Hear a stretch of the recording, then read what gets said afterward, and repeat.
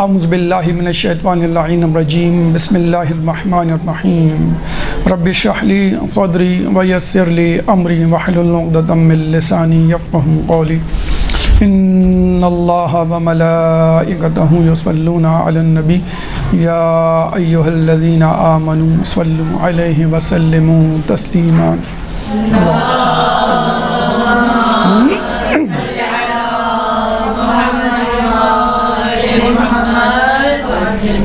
اس سے پہلے کی نشست میں غربت کے فوائد آپ کے سامنے پیش کیے گئے کہ جس میں بتلایا گیا کہ احادیث مبارکہ اور سیرت اہل بیت کس طرح یہ ثابت کرتی ہیں کہ غربت ایک نقص نہیں، ایک پریشانی، بیماری نہیں، بلکہ ایک قابل فخر حالت ہے، بشرط یہ کہ انسان اس فقر و فاقے میں، اس غربت میں صبر و شکر کا دامن ہاتھ سے نہ جانے دے۔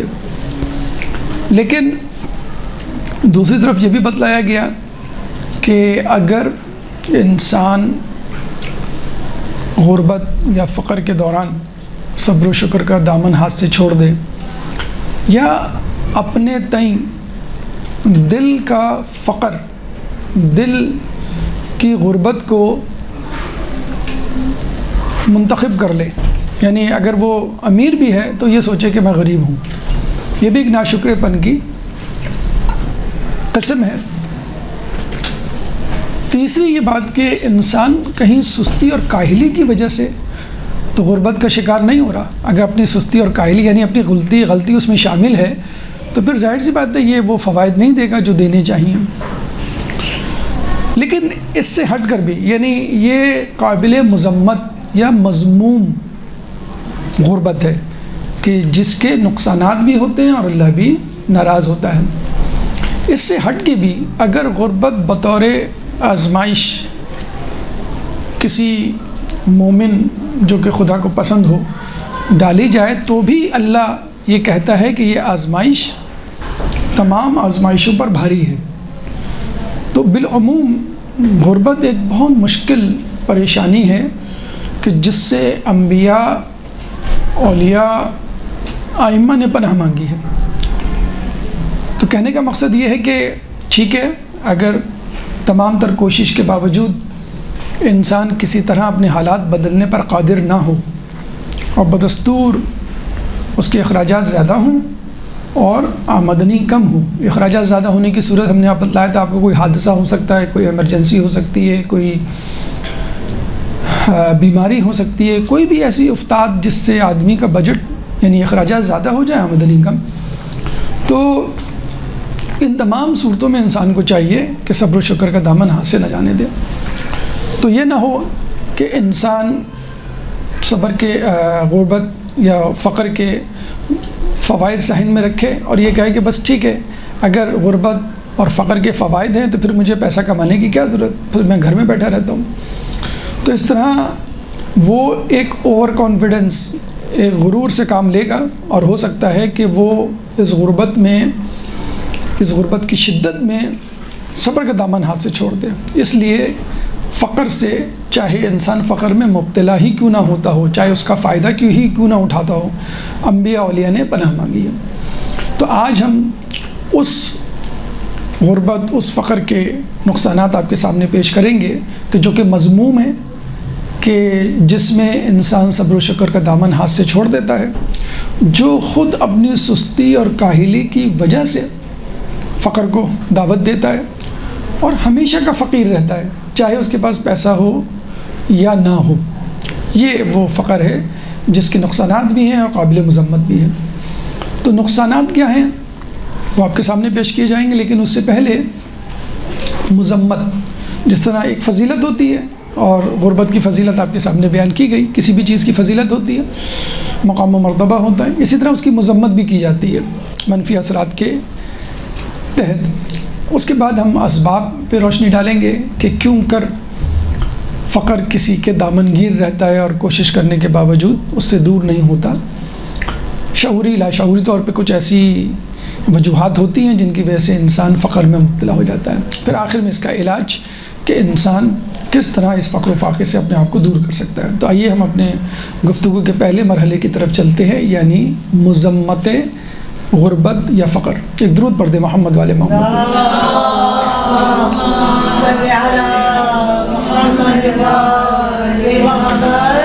سب سے پہلے تو غربت یا فقر کو خداوند قدوس کس نگاہ سے دیکھتا ہے؟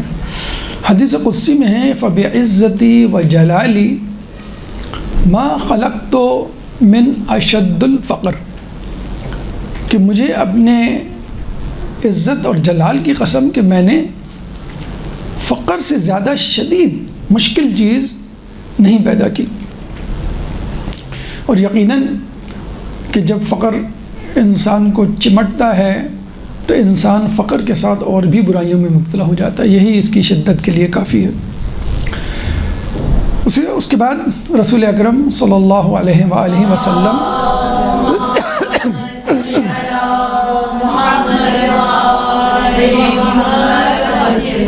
فرماتے ہیں کہ کاد الفقر ان یکون الکفر، کہ فقر کفر کے برابر ہوتا ہے۔ اور بعض اوقات تو اصحاب آپ کو یہ دعا مانگتے ہوئے دیکھتے کہ اللہم انی اعوذ بکا من الفقر والکفر، یعنی گویا آپ نے فقر اور کفر کو برابر کر دیا اور دونوں سے بیک وقت پناہ مانگی۔ حالانکہ کفر بت پرستی ہے، شرک ہے، انکار ہے اللہ کا، اور فقر تو مسلمان کی عزت ہے یا مومن کی ایک وصف کی دلیل ہے۔ لیکن رسول اللہ دونوں سے پناہ مانگتے۔ ایک صحابی جو سامنے بیٹھے ہوئے تھے کہنے لگے یا رسول اللہ کیا فقر اور کفر دونوں برابر ہیں؟ تو رسول نے کہا ہاں، یعنی گویا دونوں برابر ہیں، اتنے شدید ہیں کہ انسان کو پتہ ہی نہیں چلتا کہ کس کے نقصان زیادہ ہیں۔ قرآن میں ایک جگہ آیا ہے الفتنۃ اشد من القتل، فتنہ قتل سے زیادہ شدید ہے، مشکل ہے۔ کیوں؟ کہ قتل تو معلوم ہے بھائی میں جس کا قتل کر رہا ہوں وہ قتل کیے جانے کے قابل ہے کہ نہیں، اور یہ غلط ہے، باطل ہے، گناہ ہے۔ لیکن فقر کے بارے میں پتہ ہی نہیں ہوتا، جیسے دونوں قسم کی احادیث مذمت اور مدحت فضیلت میں موجود ہیں، تو انسان کو پتہ ہی نہیں چلتا فتنے کی طرح ہے۔ تو اسی طرح یہ بھی قتل سے زیادہ شدید ہے۔ خود مولا کائنات علی ابن ابی طالب علیہ السلام اللہم صلی علی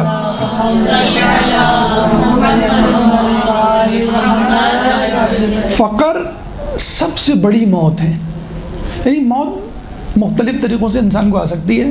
زہر کھا کے مر سکتا ہے انسان، تلوار سے مر سکتا ہے، چھلانگ لگا کے مر سکتا ہے، دریا میں ڈوب کے مر سکتا ہے، لیکن فقر سے جو موت ہوتی ہے وہ زیادہ شدید ہے۔ اچھا، اس میں مرنے کی بھی ضرورت نہیں ہے کہ آدمی فقر میں مبتلا ہو پھر بھوک پیاس میں مبتلا ہو پھر بھوک پیاس سے مر جائے، بلکہ دیکھا جائے تو جو فقیر انسان ہوتا ہے وہ چلتی پھرتی لاش ہوتا ہے۔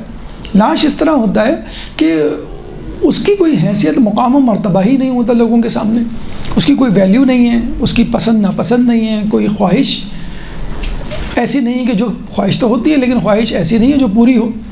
تو مولا کہتے ہیں کہ فقر سب سے بڑی موت ہے، بلکہ یہ بھی فرمایا کہ قبر فقر سے بہتر ہے۔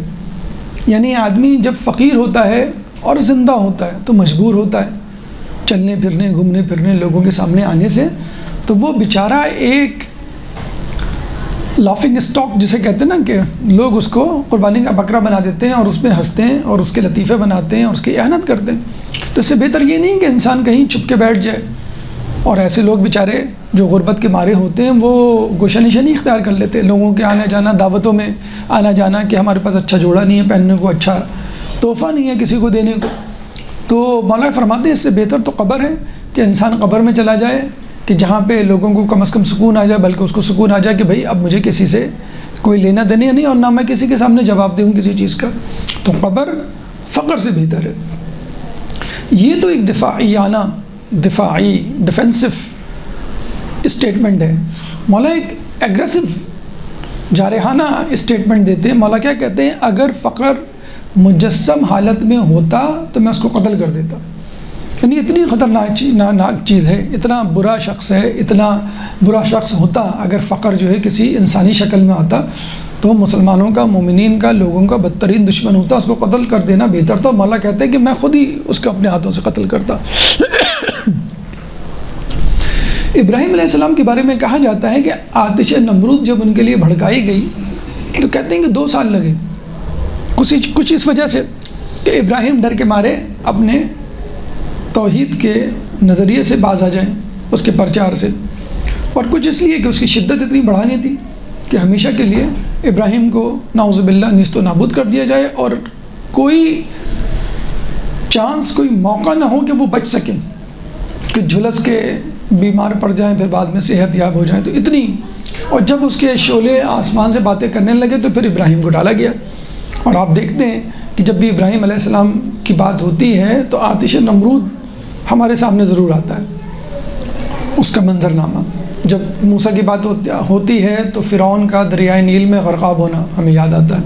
تو جب بھی کسی نبی کی بات ہوتی ہے، اس کا دشمن اور اس کی طرف سے دی جانے والی اذیت اور آزمائش، مصیبت سامنے آتی ہے۔ تو نمرود نے اتنی زبردست آگ لگائی کہ 2 سال تک جلتی رہی۔ ابراہیم علیہ السلام کو اس آگ میں ڈالا گیا، بہت بڑی آزمائش تھی، لیکن الحمدللہ ابراہیم جو ہے وہ بحسن خوبی اس آزمائش میں کامیاب ہو گئے۔ اللہ نے ایک دن ابراہیم علیہ السلام سے پوچھا، اے ابراہیم، اگر ہم تمہیں فقر و فاقے کی آزمائش میں ڈالتے اور تم سے صبر اٹھا لیتے تو تم کیا کرتے؟ تو ابراہیم نے کیا کہا؟ ابراہیم علیہ السلام کو یہ کہنا چاہیے تھا کہ جس طرح میں آتش نمرود سے کامیاب و کامران واپس آ گیا، اس طرح فقر سے بھی کامیاب و کامران آ جاتا۔ لیکن وہ کیا کہہ رہے ہیں؟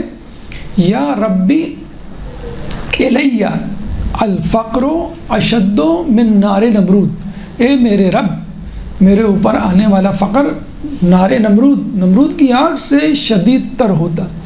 یعنی ابراہیم علیہ السلام دعا مانگ رہے ہیں کہ اے اللہ مجھے سب آزمائش دے دے، مجھے منظور ہے، آتش نمرود بھی منظور ہے، لیکن یہ جو فقر کی آزمائش ہے یہ میں نہیں سہ سکتا۔ اور کافی متمول خوشحال نبی گزرے ہیں، کافی بھیڑ بکریاں تھیں۔ وہ الگ بات ہے کہ بھیڑ بکریاں انہوں نے ایک دفعہ فقط ایک شخص کو یہ کہنے پہ سبوہن قدوسن پوری بھیڑ بکریاں دے دی تھیں، تمام کی تمام۔ پہلے کہا کہ بس ایک مرتبہ میرے لیے کہو تو میں 1/3 دے دوں گا، اس نے کہا کہ مجھے بہت لذت محسوس ہوئی۔ ایک مرتبہ اور کہو تو 2/3 دے دی، پھر ایک مرتبہ اور کہو تو تمام بھیڑ بکریاں دے دیں۔ تو یہاں پہ جو ہے ہم واجب خمس جو ہے وہ ہمارے جیب سے نہیں نکلتا، وہاں صرف سبوہن قدوسن کہہ کے ابراہیم علیہ السلام تو خلیل اللہ ہیں۔ حالانکہ نمبر 2 اگر ہم اولو العزم پیغمبروں کی فہرست بنائیں تو رسول کے بعد ابراہیم علیہ السلام کا نمبر آتا ہے، لیکن وہ بھی کہہ رہے ہیں کہ اشد من النار نمرود، نار نمرود سے زیادہ فقر میرے لیے شدید تر ہوتا۔ لقمان علیہ السلام کچھ روایتوں میں ہے کہ نبی تھے، کچھ جگہوں پہ ہے کہ نبی نہیں تھے، لیکن بہرحال ان کی نصیحتیں دانش کے موتی بڑے مشہور ہیں، خصوصاً جو انہوں نے اپنے بیٹے کے لیے کی۔ تو وہ فرماتے ہیں کہ میں نے تمام تجربات کیے لیکن فقر سے زیادہ تلخ کسی چیز کو نہیں پایا۔ میں نے ہر تلخ چیز کا مزہ چکھا۔ وہ ایک ایلو ویرا پودا ہوتا ہے کڑوا، اس کو کہتے ہیں ڈائبٹیز کے پیشنٹ کے لیے بڑا اچھا اس کا رس ہوتا ہے، تو اس کا بھی نام لے کر انہوں نے کہا کہ وہ درخت بھی میں نے کھایا، وہ بھی اتنا کڑوا نہیں تھا جتنا فقر۔ یعنی میں نے تمام تلخ ترین چیزوں کو چکھا اور اس میں فقر کو سب سے زیادہ تلخ ترین پایا۔ اور پھر نصیحت کی کہ میرے بیٹے اگر فقر تمہیں آ جائے، فقر کا سامنا ہو، تو اس کا اظہار کسی سے نہیں کرنا، ورنہ ذلت و رسوائی تمہارے مقدر میں آ جائے گی۔ آپ نے دیکھا ہوگا کہ جو بھی اپنی مصیبتیں پریشانیاں خصوصی طور پہ فقر کے حوالے سے بیان کرتا ہے، بیماری کے حوالے سے بھی شاید سننے والا سن لیتا ہے، لیکن پیسوں کے حوالے سے، دولت کے حوالے سے، مال کے حوالے سے اگر کوئی اپنی پریشانی برائی کرتا ہے تو لوگوں کے سامنے فوراً اس کا مقام و مرتبہ جو ہے وہ گر جاتا ہے۔ تو یہ ہے فقر جس کی مذمت ابراہیم علیہ السلام، لقمان علیہ السلام، مولا نے، رسول اللہ نے اور اللہ نے بیان کی۔ اب آئیے کہ کیوں فقر کو مذموم قرار دیا ہے، کیوں قابل مذمت ہے، کیا نقصانات ہیں دنیا میں، آخرت میں، انفرادی یا اجتماعی طور پہ، تاکہ ہمیں پتہ چل سکے کہ اس سے بچنا کتنا زیادہ ضروری ہے۔ درود پڑھ دیں محمد والے محمد۔ محمد سب سے پہلے تو انفرادی طور پہ ہم لے لیتے ہیں کہ فقر اگر کسی کو لگ جائے، فقر کا سامنا ہو، تو انفرادی طور پہ کیا خدشات، کیا خطرات اس کو لاحق ہوتے ہیں۔ روایت میں آیا ہے کہ جو شخص فقر و فاقے میں مبتلا ہوتا ہے وہ 4 مصیبتوں کا شکار ہوتا ہے۔ وہ 4 مصیبتیں کیا ہیں؟ نمبر 1 یقین میں کمی، نمبر 2 ایمان میں کمی، نمبر 3 حیا میں کمی، نمبر 4 دین میں کمی۔ 4 چیزیں کم ہوتی ہیں، یہ حقیقت ہے۔ یقین کیا ہے؟ ایمان کی آخری شکل، یعنی مجھ کو، آپ کو اللہ پہ ایمان، رسول پہ ایمان، ملائکہ پہ ایمان، جنت دوزخ پہ ایمان، قیامت پہ ایمان، لیکن کیا حقیقت میں ایسا ہے کہ وہ ہمارے سامنے ہوں؟ ایسا نہیں ہے۔ تو یقین کا مطلب ہے ایسا ایمان کہ جیسے یہ دیوار آپ دیکھ رہے ہیں، یہ پنکھا آپ دیکھ رہے ہیں، یہ چھت آپ دیکھ رہے ہیں، جو عقل منزل ہوتی ہے یقین۔ تو جب انسان فقر و فاقہ میں مبتلا ہوتا ہے تو اس کا ایمان و یقین متزلزل ہو جاتا ہے۔ وہ کہتا ہے کہ پتہ نہیں، ایک بزنس مین جو خسارے میں جا رہا ہو اس کو بولا جائے کہ تم 1 سال بعد ملینر بن جاؤ گے، لکھ پتی بن جاؤ گے، تو وہ یہی کہے گا نا بھائی پتہ نہیں یہ کس طرح تم بات کر رہے ہو، مجھے تو کوئی فائدہ نہیں ہو رہا، میں تو نقصان میں جا رہا ہوں۔ تو جو انسان فقر و فاقہ میں مبتلا ہوتا ہے، اگر اس کو کہا بھی جائے کہ بھائی جنت تمہارے لیے لکھ دی گئی ہے، وہ کہے گا بھائی پتہ نہیں، مجھے تو نہیں معلوم، میرے جو حالات ہیں اس سے تو مجھے نہیں لگ رہا کہ خدا مجھ سے خوش ہے۔ تو اس کی یقین میں کمی آ جاتی ہے۔ جب یقین میں کمی آتی ہے تو انسان کے ایمان میں بھی کمی آتی ہے۔ وہ کہتا ہے کہ میں اللہ سے اتنا مانگ رہا ہوں لیکن اللہ میری دعاؤں کو نہیں قبول کر رہا، پتہ نہیں اللہ سن بھی رہے کہ نہیں، پتہ نہیں اللہ میرا بھلا بھی چاہتا ہے کہ نہیں، اللہ نعوذ باللہ من ذالک قادر بھی ہے کہ نہیں کہ وہ میرے حالات کو بدل دے۔ یعنی جیسے کمپنی کا باس ہوتا ہے، وہ کچھ لوگوں کو تو نوازتا ہے، کچھ لوگوں کو کہتا ہے کہ بھائی مجھے آپ کے پاس، میرے پاس آپ کو دینے کے لیے پیسے نہیں ہیں کیونکہ پیسے ختم ہو چکے۔ کوئی ایسا معاملہ تو نہیں ہے خدا کے ساتھ۔ اس کے بعد اس کے دین میں کمی آتی ہے۔ ایسے بھی لوگ ہم نے دیکھے، ان گناہ گار کانوں نے سنے ہیں کہ بھی انہیں نماز پڑھنا چھوڑ دی۔ کیوں چھوڑ دی؟ اللہ میری سنتا ہی نہیں۔ ہوتا ہے لوگ، کچھ لوگ تو بتاتے ہی نہیں ہیں لیکن نعوذ باللہ ایک غصہ اتار رہے ہوتے ہیں اللہ پہ کہ اللہ تو نے میری نہیں سنی، تو نے مجھے نہیں دیا، فقر و فاقہ میں مبتلا ہوں، بس ٹھیک ہے، کیا فائدہ نماز روزہ کرنے کا۔ اور یہ تو بنو امیہ، بنو عباس کے بادشاہوں کی فطرت تھی۔ ولید بن عبد الملک قرآن پڑھا کرتا تھا، حمام المسجد کہلایا جاتا تھا اس زمانے میں۔ تو جب بتایا گیا کہ اب تو خلیفہ بن گیا تو اس نے قرآن اٹھا کر دیوار پہ دے مارا کہ اب مجھے تیری ضرورت نہیں، اب میں خلیفہ بن گیا ہوں۔ یعنی کچھ لوگوں کی نماز روزہ ہوتے ہی اس لیے ہیں، حج عمرہ زیارت ہوتے ہی اس لیے کہ ہمیں اولاد مل جائے، ہمیں دولت مل جائے، ہمیں جو ہے وہ صحت مل جائے، اور اگر وہ نہیں ملتی تو بھئی کیا ضرورت ہے، یہ ہم کر کے دیکھ چکے، اللہ ہماری نہیں سنتا۔ تو انسان کی پھر دین میں کمی آ جاتی ہے، یعنی واجبات نمازیں پڑھتا تھا اب نہیں پڑھتا، روزے رکھتا تھا اب نہیں رکھتا، اور پھر وہ کم ہو جاتا ہے۔ اس کے بعد حیا میں کمی۔ اچھا، حیا میں کمی تو ویسے بھی آتی ہے، اگر ہم یہ سیکوینس نہ بھی فالو کریں۔ ایک فقیر آدمی ہے، وہ چاروں ناچار اپنی پریشانی کا تذکرہ کسی سے کر ہی دیتا ہے اور پھر پیسے بھی مانگ لیتا ہے۔ جب وہ پیسے مانگتا ہے، مال و دولت کی طرف اپنی نگاہیں گاڑتا ہے، لوگوں کی چیزوں کو دیکھتا ہے، تو پھر خود بخود اس کے اندر سے حیا نکل جاتی ہے۔ ایک آدمی جب کسی کے آگے ہاتھ پھیلا لے، پھر دوسری تیسری مرتبہ ہاتھ پھیلانے کی اس کو شرمندگی محسوس نہیں ہوتی۔ اور آپ نے دیکھا ہوگا معاشرے میں، خود خاندان میں، آس پڑوس میں اگر آپ دیکھیں تو ایسے لوگ مل جائیں گے کہ جنہوں نے ایک مرتبہ مانگا ان کو دے دیا گیا، دوسری تیسری مرتبہ پھر ان کو عادت پڑ گئی، پھر ایک جگہ سے منع ہو گیا تو دوسرا اکاؤنٹ کھولتے ہیں، وہ پھر دوسرا فرض تلاش کرتے ہیں، پھر تیسرا، اور پھر وہ خاندان بھر میں بدنام ہو چکے ہوتے ہیں۔ جب بدنام ہو جاتے ہیں تو کہتے ہیں کہ بھائی بدنام نہ ہوں گے تو کیا نام نہ ہوگا، ہم تو ویسے بدنام ہیں، کیا مسئلہ ہے، ہم یہاں سے لیا وہاں سے لیا، ہم ایک اور سے اور لے لیں۔ تو انسان کی حیا میں کمی ہو جاتی ہے، خود فقر کی وجہ سے اور ویسے بھی یقین، ایمان اور دین کی کمی کی وجہ سے۔ اس کے بعد حدیث میں بھی آیا ہے کہ اگر تم میں حیا نہیں تو جو چاہے کرو۔ جب آدمی بے حیا، ہمارے یہاں کیا کہا جاتا ہے، فسق و فجور میں کیا فرق ہے؟ کہتے ہیں نا کہ کھلم کھلا گناہ نہ کرتا ہو، اس کو جو ہے وہ بہت ساری چیزیں خمس وغیرہ جو شرائط پر اترے اس کی گواہی کو قبول کیا جائے مثلا۔ تو کھلم کھلا گناہ کا مطلب ہی یہی ہے کہ وہ شرمندہ ہوتا ہو، اگر گناہ کیے تو وہ چھپا دیتا ہو، چھپانے کی کوشش کرتا ہو، خوف محسوس کرتا ہو لوگوں کو نہ پتہ چل جائے۔ لوگ کہتے ہیں بھئی جب گناہ کیا تو ڈرنا کیا، لوگوں سے کیوں ڈر رہے ہیں؟ لوگوں کے سامنے کریں. تو یہ تو پھر بے حیا بن جائے گا انسان. اور ایک مرتبہ اگر آپ بدنام ہو گئے لوگوں میں، آپ کا کوئی گناہ کوئی سیکریٹ لیک ہو گئی، تو پھر آپ باقی گناہ بھی کر جاتے ہیں. بھائی لوگ تو مجھ پر یقین کریں گے نہیں، تو پھر کیا ضرورت. تو بے حیائی انسان کے لیے پھر مزید دروازے کھولتی چلی جاتی ہے گناہوں کے. یعنی overall conclusion at the end of the day, نتیجہ فقر کا یہ ہوتا ہے کہ انسان گناہوں میں مبتلا ہو جاتا ہے. اور یہ حدیث میں ہے کہ جو شخص رزق سے محروم ہو جاتا ہے وہ گناہوں میں مبتلا ہو جاتا ہے. فقر و فاقہ والا غربت کا مارا چوری آسانی سے کر لیتا ہے. ہمارے ہاں جو چور کی سزا ہے ہاتھ کاٹنے کی، جس پر مغرب بڑا واویلا مچاتا ہے، تو اس کا جواب ہی یہی ہے کہ جب تک 21 شرائط پوری نہ ہوں اس وقت تک چور کے ہاتھ نہیں کاٹے جا سکتے. اور ایک شرط یہ بھی ہے کہ وہ مجبوری اور اضطراری حالت میں چوری نہ کرتا ہو. بہلول سے کسی نے پوچھا کہ چور کی کیا سزا ہے، تو بہلول نے کہا کہ اگر وہ اختیاراً کرے تو اس کا ہاتھ کاٹ دو، یعنی جو ہے، اور اگر وہ مجبوراً کرے تو حاکم وقت کی گردن اڑا دو. کیوں کہ اس پر ایسی نوبت کیوں آئی؟ جیسے مغربی ممالک میں ہم دیکھتے ہیں ان امپلائمنٹ فنڈ ہوتا ہے، بے روزگاری فنڈ. اگر کسی کے پاس جاب نہیں ہے تو اس کو ایک منیمم بیسک تھریشولڈ اماؤنٹ دیا جاتا ہے تاکہ کم از کم وہ بھوکا نہ مرے.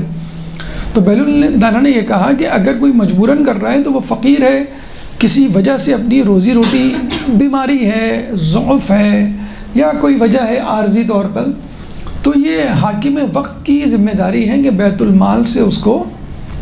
ہم دیکھتے ہیں نا کہ مولا ایک دفعہ گزر رہے تھے کوفے سے، تو ایک عیسائی ضعیف کو دیکھا جو بھیک مانگ رہا تھا.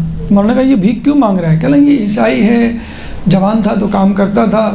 تو مولانا نے عیسائی ہونے کے باوجود اس کا وظیفہ بیت المال سے باندھا کہ جب یہ جوان تھا، مضبوط تھا، طاقتور تھا، تم اس سے فائدہ اٹھاتے تھے، اور اب مجبور و لاچار ہے تو اس کو تم نے بھیک مانگنے کے لیے چھوڑ دیا. تو فقر جو ہے انسان کو گناہوں کی طرف لے جاتا ہے، اور پھر وہ ہر قسم کے گناہ کرتا ہے، جس میں اول نمبر پہ چوری ہے کہ سب سے پہلے وہ اپنا پیٹ بھرتا ہے چوری کر کے، اور اس کے بعد جو ہے وہ کہتے ہیں نا کہ سلطانہ ڈاکو جو ڈاکو بنا تھا وہ اسی وجہ سے بنا تھا کہ اول اس نے روٹی چرائی تھی کہ گھر میں کھانا نہیں تھا، پھر انڈا چرایا، پھر مرغی چرائی، پھر ڈکیتیاں مارنا شروع کی، پھر سونا چاندی، اور پھر وہ بہت بڑا مشہور ڈاکو بن گیا. تو گناہوں کی طرف لے کے چلی جاتی ہے کیا؟ آپ کی غربت. اچھا یہ ایک عجیب بات ہے، اور تھوڑی سی دقت کریں تو آپ کو بہت زیادہ افسوس ہوگا. اور خود حدیث میں بھی ایسے آدمی کے لیے افسوس کا اظہار کیا گیا ہے، اور کہا گیا ہے کہ بدترین شخص یا بدبخت ترین شخص وہ ہے کہ جس کے اندر دنیا اور آخرت کا فقر جمع ہو جائے. کیسے؟ بھی دیکھیں، کسی وجہ سے انسان غربت کا شکار ہوا تو وہی بات کہ یقین، ایمان، بے حیائی، دین میں کمی، پھر گناہ، پھر چوری، خیانت، کرپشن، اور پھر اس کا گناہوں کا میٹر چلنے لگا. اچھا پھر ہوتا کیا ہے؟ پہل تو آدمی مجبوراً کرتا ہے چوری کہ بھئی گھر میں فقر و فاقے ہو رہے ہیں، کا ڈیرا ہے. اس کے بعد جب اس کو مزہ آنے لگتا ہے، یعنی پہلے تو وہ روٹی کے لیے چوری کرتا تھا، پھر وہ گاڑی کے لیے چوری کرے گا، پھر وہ پلاٹ کے لیے چوری کرے گا، پھر جو اپنے بینک بیلنس کے لیے چوری کرے گا. تو پھر کیا ہوتا ہے کہ وہ گناہوں سے اپنے دامن کو بھر لیتا ہے اور آخرت اپنی گنوا بیٹھتا ہے. مطلب کچھ لوگ ایسے ہوتے ہیں کہ جو کرپشن میں، چوری میں کامیاب تو نہیں ہوتے، لیکن اور گناہ کر رہے ہوتے ہیں. مثلاً کفران نعمت کر رہے ہوتے ہیں، اللہ تعالیٰ کا ناشکرہ پن کر رہے ہوتے ہیں، برا بھلا لوگوں کو، حتیٰ کہ اللہ تک کو کہہ رہے ہوتے ہیں کہ میری حالت نہیں بدلے، اور اس کے سبب وہ گناہ گار ہوتے ہیں. گناہ گار ہونے کا مطلب وہ آتش جہنم کے مستحق قرار پاتے ہیں. تو دنیا میں بھی پریشانی، مصیبت انہوں نے پائی اور آخرت میں بھی پائی. یعنی بدترین، بدبخت ترین لوگ ہیں یہ، کہ دنیا میں بھی کچھ نہیں ملا اور آخرت میں بھی کچھ نہیں ملا. اسی طرح احادیث میں خوش قسمت کہا گیا ان لوگوں کو کہ جو دنیا میں بھی خوشحال ہیں، آخرت میں بھی خوشحال ہیں. کون لوگ؟ یعنی جو دولت مند ہیں لیکن خمس، خیرات، عطیات، لوگوں کی امداد، نماز، روزہ، واجبات کی ادائیگی، حرام سے احتراز کرتے ہیں، اور اس طرح وہ جنت میں بھی خدا کی جنت کے حقدار قرار پاتے ہیں، یعنی دنیا میں بھی خوشحالی، آرام آسائش کی زندگی گزاری اور آخرت میں بھی، تو دونوں جگہ وہ خوشحال۔ مولا کے ایک صحابی نے مولا کو انوائٹ کیا، ایک نیا گھر اس نے خریدا، بہت خوبصورت، بہت بڑا شاندار، حلال روزی کمانے والا، متقی پرہیزگار۔ تو مولا نے کیا دعا کی کہ خدا تمہیں جنت میں اس سے بہتر گھر دے، یعنی آپ کے پاس دنیا کی کتنی دولت کیوں نہ ہو، کتنی آرام و آسائش کیوں نہ ہو، جنت کی آرام و آسائش اور نعمات سے بڑھ کر نہیں ہو سکتی۔ تو جب بھی آپ کو کوئی نعمت ملے شکر کریں اور اللہ سے کہیں اللہ اس سے بہتر تو مجھے جنت میں دے، اللہ سے بے نیاز نہ ہو جائیں کہ بس اب تو مجھے مل گیا سب کچھ، مجھے جو ہے وہ گاڑی مل گئی، گھر مل گیا، اچھا لباس، اچھا کھانا، اچھا عہدہ، امیگریشن، بس اب مجھے جنت کی کیا فکر، اب ملے نہ ملے، حرام حلال، واجبات گناہ، اس کی کوئی حیثیت نہیں ہے، بس میں اپنی آرام و آسائش کی زندگی گزاروں اور بس۔ تو یہ وہ شخص ہے جو بیچارہ بدبخت ترین ہوتا ہے، فقر کی وجہ سے دنیا میں گناہوں میں مبتلا ہوتا ہے اور پھر ان گناہوں کی وجہ سے آخرت میں جہنم کی سزا کا مستحق قرار پاتا ہے، بہت ہی بدبخت ترین شخص۔ یہ انفرادی ٹائم لائن ہو گئی، انفرادی اثرات ہو گئے ایک شخص پہ غربت کے۔ اجتماعی طور پہ کیا ہوتا ہے؟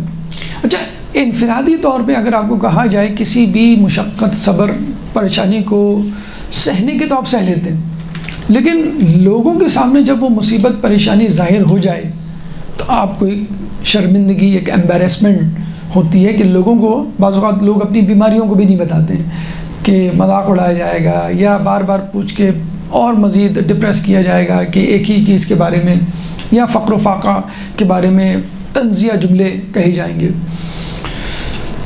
تو حدیث میں آیا ہے کہ فقیر، اب یہ اس شخص کی نفسیاتی ذہنی منظر کشی کی گئی ہے کہ وہ شخص جو فقیر ہو، حقیر ہو، غربت کا مارا ہو، وہ دنیا میں کس طرح زندگی گزارتا ہے۔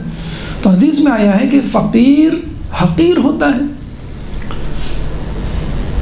اس کی کوئی بات نہیں سنتا، اس کی قدر و منزلت سے کوئی آگاہ نہیں ہوتا، اگر وہ سچ بھی بولتا ہے تو لوگ اسے جھوٹا سمجھتے ہیں، اگر وہ زہد اختیار کرتا ہے تو لوگ اسے جاہل سمجھتے ہیں، یعنی کسی بھی طرح اچھی بات، نیک بات بھی اس کی قبول نہیں کی جاتی۔ اگر وہ کوئی رائے دے، آپ اپنے خاندان میں ہی دیکھ لیں، جو بیچارے سب سے پیچھے ہوتے ہیں اسٹیٹس وائز، اگر وہ خاندان کی محفل میں، مجلس میں بیٹھے ہوں تو کوئی ان کی طرف دیکھتا نہیں، کوئی سلام نہیں کرتا، کوئی ہاتھ نہیں ملاتا، یا وہ گرم جوشی نہیں دکھاتا، یا اگر وہ کوئی رائے دیتے ہیں تو لوگ ہنستے ہیں۔ کیوں کہ امیر کو لوگ کامیاب کہتے ہیں، غریب کو لوگ ناکام کہتے ہیں۔ یہ دنیا کا کرائٹیریا ہے، یعنی امیر کامیاب ہے اور غریب ناکام ہے۔ اسی وجہ سے امیروں بلکہ غریبوں میں بھی اب یہ کرائٹیریا ختم ہوتا جا رہا ہے کہ پیسہ کیسے کمائیں، بس پیسہ کمائیں، حلال حرام نہیں، بس پیسہ کمایا جائے، کیونکہ پیسہ کمانے کے بعد آپ کی عزت ہوگی، لوگ یہ نہیں پوچھے گا کہ پوچھیں گے کہ لوگ آپ نے یہ پیسہ کیسا کمایا۔ تو اگر وہ سچ بھی بولتا ہے تو لوگ کہتے ہیں کہ تم جھوٹ بول رہے ہو، تمہاری بات کی کیا حقیقت، اگر تم سچے ہوتے، اگر تم قابل ہوتے تو آج غریب نہ ہوتے۔ یہ بات اہل بیت نے تمام عمر سکھائی ہے کہ دیکھو اہل بیت کامیاب ترین انسان ہیں، لیکن کبھی بھی انہوں نے اپنے فقر و فاقے پہ پشیمانی، شرمندگی نہیں، بلکہ فخر کیا ہے۔ الفخر و فخری رسول کا جملہ ہے کہ فخر میرا فخر ہے، لیکن ٹھیک ہے فخر ان کا فخر ہے، پرائیڈ ہے ان کا، لیکن آپ اپنے طور پر فخر کو مانگ لیں اور پھر اس کی زحمت اور مشقت اور شدت کو برداشت نہ کر سکیں اور پھر گناہوں میں مبتلا ہو جائیں تو پھر یہ آپ ہی کا سراسر نقصان ہے۔ کہتے ہیں کہ اللہ تعالیٰ سے کبھی آزمائش نہیں مانگنی چاہیے۔ آپ کہیں بھائی فخر میں تو بڑی قدر و منزلت ہے، بڑا ثواب ہے آخرت کا، دنیا کا، چلو میں فخر مانگتا ہوں، اللہ مجھے فقیر کر دے۔ تو پھر جو مصیبتیں آپ یہ دعا مانگ سکتے ہیں کہ اللہ مجھے ہر آزمائش میں کامیاب رکھ۔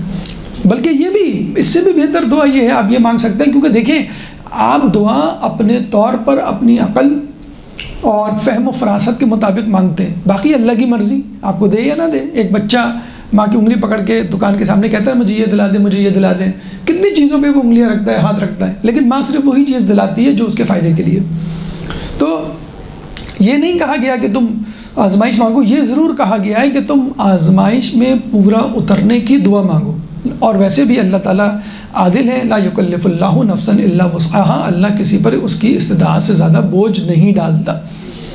تو فقر و فاقہ نہ مانگیں، بلکہ امام کے پاس ایک شخص آیا اور امام سے کہنے لگا، یا امام آپ تو کہتے ہیں کہ مومن وہ ہے ہی نہیں جس پر 40 دن سے زیادہ گزر جائیں، کوئی آزمائش نہ آئے، کوئی مصیبت نہ آئے،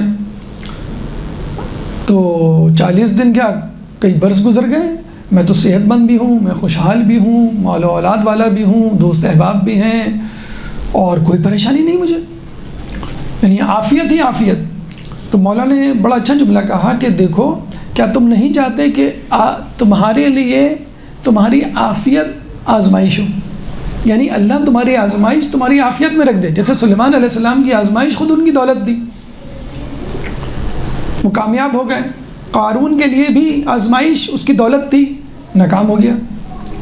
تو اللہ تعالیٰ سے کہتے ہیں نا کہ ایسی دولت مانگیں کہ جو آپ کو مغرور نہ کر دے، اور ایسے فقر سے پناہ مانگیں جو آپ کو کفر کے قریب نہ آ جائے، کہ اللہ مجھے ایسے فقر سے بچا جو مجھے کفر میں مبتلا کر دے، اور ایسی خوشحالی نہ دے کہ جس سے میں تکبر میں مبتلا ہو جاؤں۔ مجھے واقعہ ہم نے سنایا تھا صحابی کا، ایک غریب اور ایک امیر نے آدھی دولت دینے کی کوشش کی کہ اہانت ہو گئی تھی اس سے، تو اس نے کہا کہ مجھے نہیں چاہیے آدھی دولت کہ جس کی وجہ سے میں تمہاری طرح متکبر انسان بن جاؤں۔ تو امام فرماتے ہیں اس کی کوئی قدر و منزلت نہیں، لوگ اس کو جھوٹا سمجھتے ہیں، سچ بھی بولے، اور اگر وہ زاہد ہوتا ہے تو لوگ اس کو جاہل سمجھتے ہیں۔ زاہد کسے کہتے ہیں؟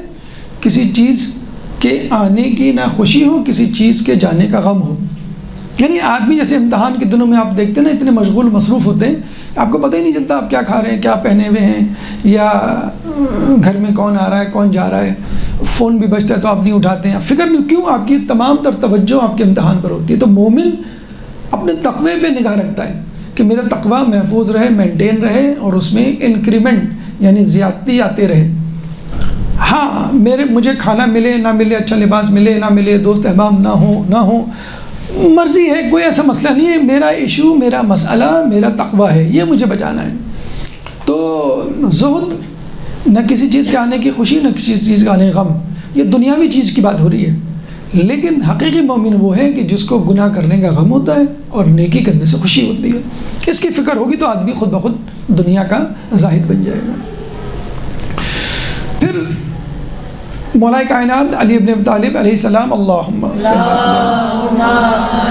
علی محمد و آل محمد، بڑا گہرا فلسفہ بیان کرتے ہیں کہ مفلس اپنے ہی وطن میں غریب الوطن ہوتا ہے۔ کتنی بڑی بات ہے نا، غریب الوطن، اپنے ملک کیا، آپ خاندان میں دیکھ لیں جو غریب ہو جائے یا غریب ہو تو لوگ اس کو پہچانتے ہی نہیں ہیں، توجہ ہی نہیں دیتے، یا پڑوس میں کوئی غریب ہو اس کی طرف آپ متوجہ ہی نہیں ہوتے۔ تو مفلس اپنے ہی وطن میں غریب الوطن ہوتا ہے، اور ایک جگہ ایک ٹکڑا یہ بھی ملا ہے، اس کو الٹا کر لیں، امیر غریب الوطنی میں ہم وطن ہوتا ہے، اس کے بہت زیادہ دوست ہوتے ہیں۔ امیر آدمی کہیں چلا جائے، ویٹر کو ٹپ دے رہا ہے، ہیئر ڈریسر کو ٹپ دے رہا ہے، ڈرائیور کو ٹپ دے رہا ہے، دکاندار کو زیادہ پیسے دے رہا ہے، چیز کم لے رہا ہے، جہاں جا رہا ہے وہ لوگوں کو نواز رہا ہے، تو لوگ خود بخود اس کے دوست بن جائیں گے، لوگ خود بخود اس کو سلام کریں گے۔ تو امیر غیر ملک میں، پردیس میں بھی اپنے لگتا ہے کہ اپنے وطن میں رہ رہا ہو۔ کوئی عرب کا بادشاہ کہتے ہیں ریسنٹلی امریکہ کی کسی ہوٹل میں گیا تھا اسٹے کرنے کے لیے، تو اس نے پورا فلور بک کرایا، اس فلور پہ موجود سارے فرنیچر باہر نکلوا دیے ہوٹل کے، اپنے 5 اسٹار ہوٹل، 7 اسٹار ہوٹل امریکہ کا، اور وہاں پہ اپنی فرشی نشست جو صوفے جو ہوتے ہیں وہ سعودی عرب سے لا کے بچھوائے، اور اپنا حقہ اور اپنی شاہی جو وہ پیتے ہیں۔ ہم تو پاکستان میں رہ کے برگر اور بروسٹ کھا کے فخر محسوس کرتے ہیں کہ ہم ویسٹرنائز ہو گئے، تو وہ وہاں جا کے بھی اپنے کلچر پہ فخر کرتے ہیں، اس لیے ان کے اوپر اتنی مصیبتیں نہیں جتنی ہمارے اوپر آئی ہوئی ہیں۔ تو امیر آدمی باہر رہ کے بھی لوگوں کو خرید لیتا ہے، چیزوں کو خرید لیتا ہے، اور اپنا ماحول، اپنے ملک کا ماحول، اپنے جیسا کم از کم جو پسند اس کی ہے وہ پسند والی چیزیں اپنی ارد گرد جمع کر لیتا، تو لوگ جو ہے اس کو سلام کرتے ہیں، لوگوں کو نوازتا ہے، تو وہ غریب الوطنی میں بھی ہم وطن والی زندگی بسر کرتا ہے، اور جو مفلس ہوتا ہے وہ اپنے شہر میں بھی غریب الوطن ہوتا ہے، اس کو کوئی نہیں پہچانتا۔ اس لیے ایک جگہ آیا ہے کہ عقل مند شخص کے دلائل کی زبان خاموش ہو جاتی ہے فقر و فاقے میں، یعنی فقر و فاقے میں انسان کو کچھ نہیں سوچتا، اس کو فقط اپنی 2 روٹی کی فکر ہوتی ہے۔ ڈاکٹر ہو، انجینئر ہو، لائر ہو، بزنس مین ہو، جب کسی بے روزگاری یا فقر و فاقے کا شکار ہوتا ہے تو وہ اپنا سارا فلسفہ، سارا علم، ساری ڈگری جو ہے وہ بھول جاتا ہے۔ وہ کہتا ہے مجھے بس پیسے لا دو، مجھے اتنا دے دو کہ میں جو ہوں معاشرے میں عزت کی زندگی گزر سکوں۔ تو وہ بیچارہ علم و دانش کے موتی بھی نہیں بکھیر سکتا، نہ اپنی کوالیفیکیشن کو کیش کر سکتا ہے، کیوں کہ وہ غربت کی زندگی گزار رہا ہے۔ اب آئیے اسباب کی طرف کہ وہ کون سے اسباب ہیں کہ جو فقر و فاقے کی، غربت کی طرف لے کے جاتے ہیں۔ اگر ان اسباب کو ہم ترک کر دیں تو انشاءاللہ ہم جو ہے وہ فقر و فاقے سے بچ سکتے ہیں۔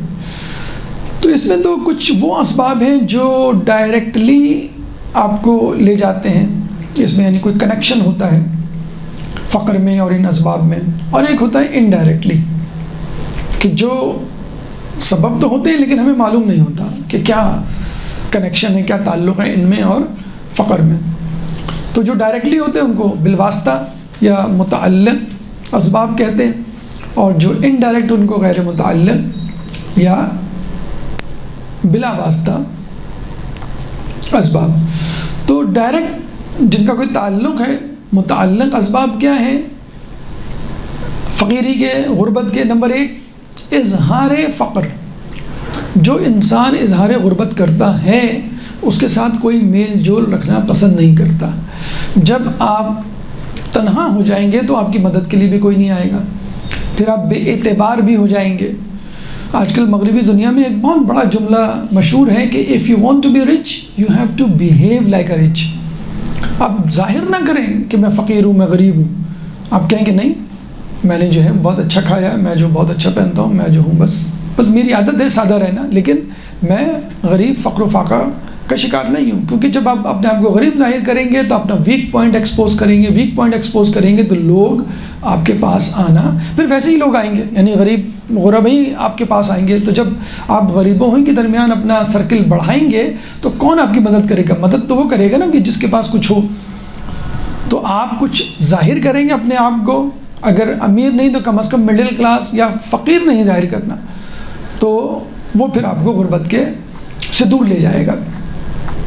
تو اظہار فقر انسان کو فقیر بنا دیتا ہے۔ اگر فقیر نہ بھی ہو، جیسے ہم نے کہا نا کہ بدترین فقر جو ہے دل کا فقر ہے، اور بہترین تونگری دل کی تونگری ہے۔ یعنی بدترین فقر یہ ہے کہ انسان اپنے دل میں یہ سمجھے کہ میں فقیر ہوں، اور بہترین امیری یہ ہے کہ آدمی دل میں سمجھے کہ میں امیر ہوں۔ وہ مولانا رومی کا غالباً جملہ ہے کہ جب میں صبح اٹھتا ہوں تو یہ سوچتا ہوں کہ میں اس دنیا کا بادشاہ ہوں، اور آج جو کچھ بھی ہوگا وہ میری مرضی سے ہوگا۔ بس تھوڑی دیر کے لیے آپ یہ سوچ لیں کہ جو کچھ بھی ہو رہا ہے کراچی میں، پاکستان میں، دنیا میں، بس یہ میں نے ہی کہا تھا۔ اس سے کہتے ہیں نا کہ آپ گھر آتے ہیں، امی آج بریانی پکا دیں، وہ دال رکھ دیتی ہیں سامنے، آپ کا دل بجھ جاتا ہے۔ پھر آپ ایک دفعہ آتے ہیں، امی نے دال رکھ دی سامنے، بس یہی تو مانگا تھا میں نے، آج یہی تو میں دعا کرتے ہوئے آ رہی تھی کہ امی آج دال پکائیں۔ لیکن دونوں صورتوں میں آپ کو دال کھانی پڑی، ایک منہ بنا کر، یہ منہ اور مسور کی دال، اور ایک خوشی خوشی، تو خوشی خوشی کھا لینا۔ دیکھیے ہم سب جو ہے نا وہ جنت میں جانے کے متمنی ہیں۔ آپ کو ایک شارٹ کٹ میں بتاتا ہوں، بلکہ شارٹ کٹ کیا، ابھی اور اسی وقت آپ جنت میں جا سکتے ہیں، ابھی اسی وقت، الان، یعنی لیکچر کے دوران۔ کیا طریقہ ہے بھئی؟ جنت میں اور دنیا میں کیا فرق ہے؟ یہ فرق ہے کہ جنت میں جو چاہیں گے وہ ہو جائے گا، یعنی آپ پرندہ جا رہا ہے، میں اس کا جو ہوں بروسٹ کھاؤں، اس کا بروسٹ آ جائے گا، میں فلاں مشروب پیوں، مشروب آ جائے گا سامنے، میں فلاں جگہ چلا جاؤں، فلاں منظر آپ کے سامنے آ جائے گا۔ تو جنت میں جو چاہیں گے وہ ہو جائے گا، دنیا میں جو ہو رہا ہے اس کو چاہ لیں۔ دنیا میں جو ہو رہا ہے اس کو چاہ لیں.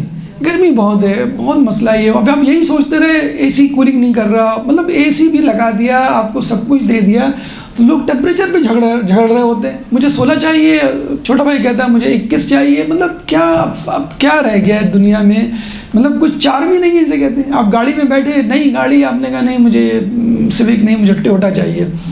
موبائل آپ کو آئی فون دے دیا, نہیں آئی فون 14 چاہیے مجھے, وہ آئی فون آئی میکس وہ بڑا والا. مطلب جو بھی چیز لیں, دیکھیں دنیا کی ہر چیز ناقص ہے, فانی ہے, دو چیزیں ہیں. اگر ناقص نہیں بھی ہے نا, تھوڑی دیر کے لیے آپ سمجھ لیتے ہیں موبائل جو مجھے ملا ہے کم از کم 2-4 دن 2-4 مہینے, تو آپ سمجھتے ہیں کہ یہ پرفیکٹ ہے, امیکولیٹ ہے, اس جیسا کوئی موبائل ہے ہی نہیں کسی کے پاس. لیکن فانی تو ہے نا, کبھی نہ کبھی تو خراب ہوگا یا ختم ہوگا. اس طرح انسان بھی ہے. تو دنیا کی ہر چیز, چاہے کسی بادشاہ کو 1000 سال کی بادشاہت ملے, بلکہ اس کو بھی چھوڑیں, آدم سے لے کے خاتم سے لے کے قیامت تک آپ کو حکمرانی دے دی جائے, پھر آپ کو کہا جائے بھئی اب مرنا ہے آپ کو, تو آپ گھبرا جائیں گے. نوح علیہ السلام تک کو جب کہا گیا نا کہ آج آپ کو مرنا ہے, انہوں نے کہا نہیں اتنی جلدی نہیں. کہ اتنی جلدی کیا, 2500 سال آپ نے انجوائے کر لیا, اب بھی کہہ رہے نہیں مجھے تھوڑا سا اور ٹائم مانگا تھا, انہوں نے ایکسٹرا ٹائم, بونس ٹائم مانگا تھا. پھر موت آئی تھی, ان کو بتایا گیا, وہ کسی کی مدد کر رہے تھے, وہ قبر کھود رہا تھا, کہ اللہ تمہاری مدد کر دوں گا, کھود دیں. آپ کھودیں, کس کی قبر ہے, آپ کی قبر ہے, مطلب وہ ملک الموت تھا. تو انبیاء بھی 2500 سال کی زندگی. داؤد علیہ السلام نے کہا کہ کس کس کی عمریں کتنی ہیں, اتنی, اور آدم کتنی کم, میری تھوڑی سی عمر 30 سال آدم کو دے دیں آپ. تو جب داؤد علیہ السلام کی نکالنے آئے, کہنے کیوں, ابھی تو 30 سال باقی ہیں. کہنے آپ نے تو کہا تھا آدم کو دے دیں, آپ کی عمر دے دی 30 سال. اب انبیاء بھی انجوائے کرتے ہیں, کیونکہ دیکھیں سانس, زندگی, حیات, دنیا, یہ بھی بہرحال ایک, ہمیشہ یاد رکھیں وجود عدم سے بہتر ہوتا ہے. جس کو انگلش میں کہتے ہیں, آپ کو سمجھ میں نہیں آئے گا, اتنی ثقیل اردو, انگلش میں کہوں گا سمجھ میں آ جائے گی, some thing is better than nothing, یہ فوراً سمجھ میں آ جاتا ہے. وجود عدم سے بہتر ہوتا ہے, یعنی کچھ ہونا کچھ نہ ہونے سے بہتر ہے. اب آپ کہیں بھائی زندگی ہے, کیا فائدہ, فقر و فاقہ ہے, خواہش تو پوری ہوتی نہیں, امی یہ کہتے ہیں, ابو یہ کہتے ہیں, شوہر یہ کہتے ہیں, فلاں دوست یہ وہ, لیکن فقط آپ کی زندگی, آپ کا زندہ ہونا, آنکھوں کا دیکھنا, کانوں کا سننا, ناک کا سونگھنا, زبان کے لیے, یہ بھی ایک لذت ہے. اگر آپ سے کہا جائے ٹھیک ہے مزہ نہیں آ رہا نا, آج آپ چنے لے آئیں اپنے لیے قل پڑھوانے کے لیے, آپ کی کیا خیال ہے, تو آپ کہیں گے نہیں بھائی مجھے تو نہیں مرنا. فقیر کو بھی کہیں نا, جو بھی آپ دیکھیں جو چوراہوں پہ بیچارے لیٹے رہتے ہیں, سردیوں میں سو رہے ہوتے ہیں, وہ بھی کہے گا نہیں مجھے نہیں آج مرنا. اور یہ تو نشانی ہے مومن کی, کہ یہود و نصارہ کو کہا گیا ہے کہ اگر یہ اپنے قول میں سچے ہیں اور یہ کہتے ہیں کہ جنت میں جائیں گے, تو ان کو کہو کہ اے اللہ ہمیں موت دے. غیر مومن, غیر متقی کبھی بھی موت کی دعا نہیں کرے گا. تو موت کی دعا کا مطلب ہے کہ موت سے کراہیت, موت سے خوش نہیں ہوگا. مومن ہمیشہ موت کی تمنا کرے گا. یعنی مومن کو کہا جائے نا کہ آج آپ کو مرنا, کہے گا وائی ناٹ, شور, ابھی آپ کو کہا جائے نا ابھی چلیں ذرا 5 اسٹار ہوٹل ذرا برنچ کھا کے آتے ہیں, کہنا بھائی بلے آپ جب کہیں ہم ابھی حاضر ہیں. تو مومن کی نشانی ہے, اس کو کہا جائے نا کہ ابھی تمہیں مرنا ہے آج, وائی ناٹ, شور. اور حقیقت میں ہمیں تو کوئی کراہیت ہونی ہی نہیں چاہیے. چھٹے امام سے کسی نے پوچھا کہ مومن کیا موت کی خبر سن کر ڈرتا ہے, تو چھٹے امام نے کہا کیوں نہیں, مومن بھی بہرحال انسان تو ہے نا, کیوں گردش ایام سے گھبرا نہ جائے دل, انسان ہوں کوئی پیالہ و ساغر نہیں ہوں میں, بہرحال انسان ہے, گھبرا جاتا. تو چھوٹے امام سے پوچھا کہ مومن بھی گھبراتا ہے, پریشان ہوتا ہے, ڈرتا ہے. امام نے کہا کیوں نہیں, کہنے پھر یعنی واٹس دا ڈفرینس, پھر فائدہ کیا ہوا مومن ہونا ان کا. کہیں گے پھر یہ کہ جب ملک الموت آتے ہیں اور وہ ڈرتا ہے, تو ملک الموت کہتے ہیں کہ دیکھو تو تمہیں کون لینے آیا ہے. جب وہ دیکھتا ہے تو 4 معصومین استقبال کے لیے کھڑے ہو.